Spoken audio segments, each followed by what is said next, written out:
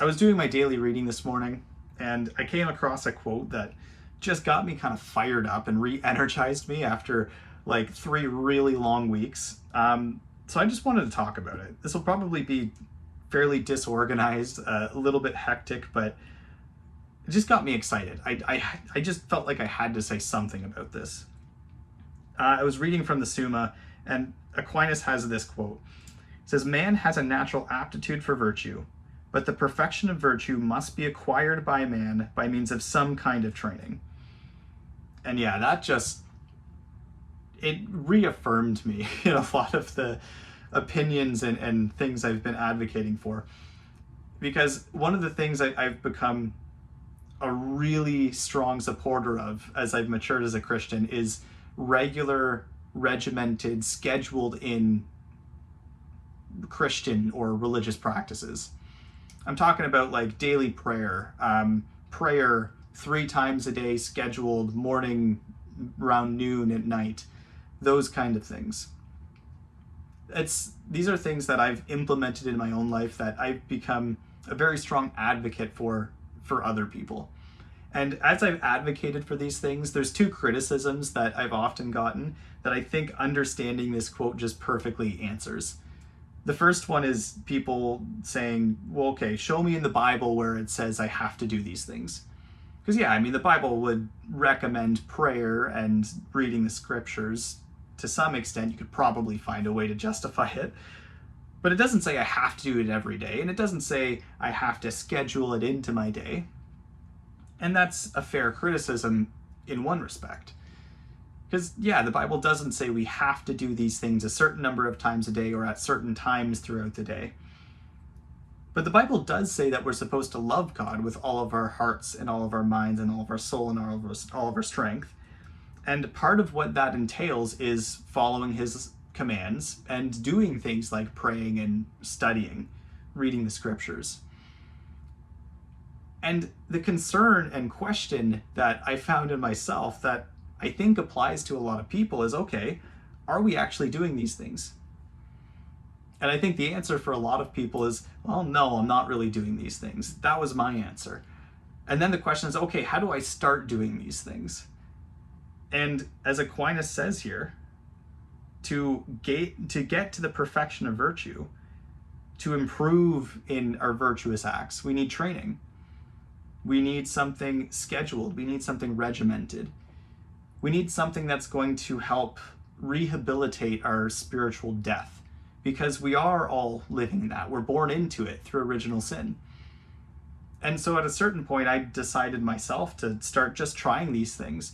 And I found it made an incredible difference. I found that what Aquinas is saying here about needing training is 100% true, at least in my own experience.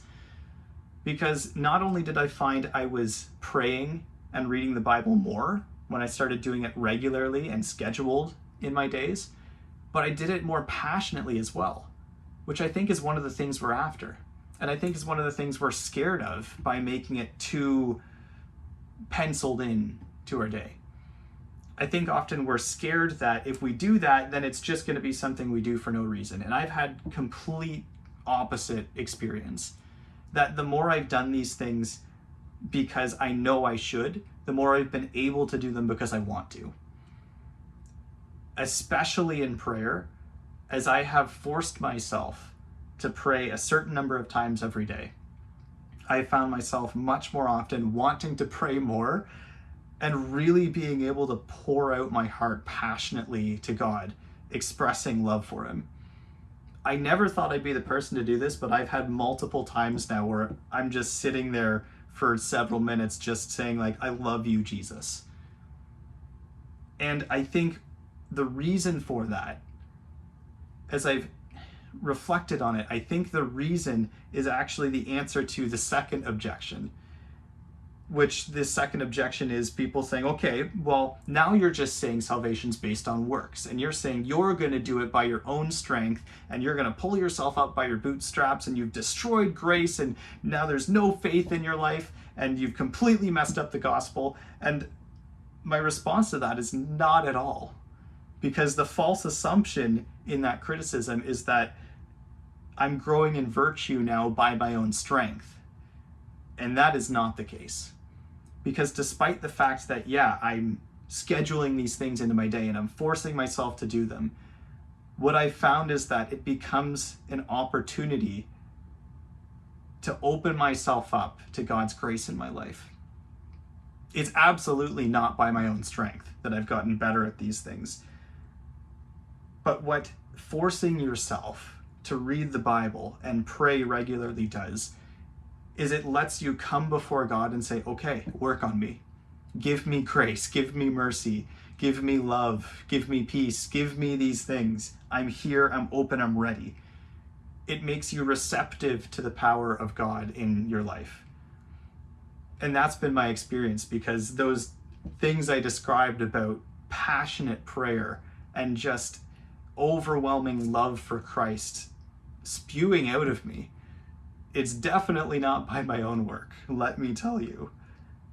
It's honestly felt as if something has come into me and overcome me and then come out of me. And the only way I can think to explain that is that I'm just more receptive to letting God work on me. Because that is something that we have to give ourselves to. God doesn't just come in and sort of force his hands in and do what he wants to do with our lives. We have to invite him in, and we have to be open to him working on us. And so, no, God is saving me every day. God is saving me a little bit more every day from the folly of my sins. He's saving me a little bit every day by making me love him more. And one of the ways he's worked most powerfully is through my scheduled, regimented religious practices. It's something I've just become extremely passionate about. It genuinely has made me a happier Christian, a happier person. And that's why I advocate it so strongly. I'm not saying the Bible says you must do these things. And I'm not saying all of a sudden there's a checklist you have to fill out, otherwise you'll be damned. But I am saying that doing these things is training for virtue. And to be virtuous is to be closer to God. And to be closer to God is happiness.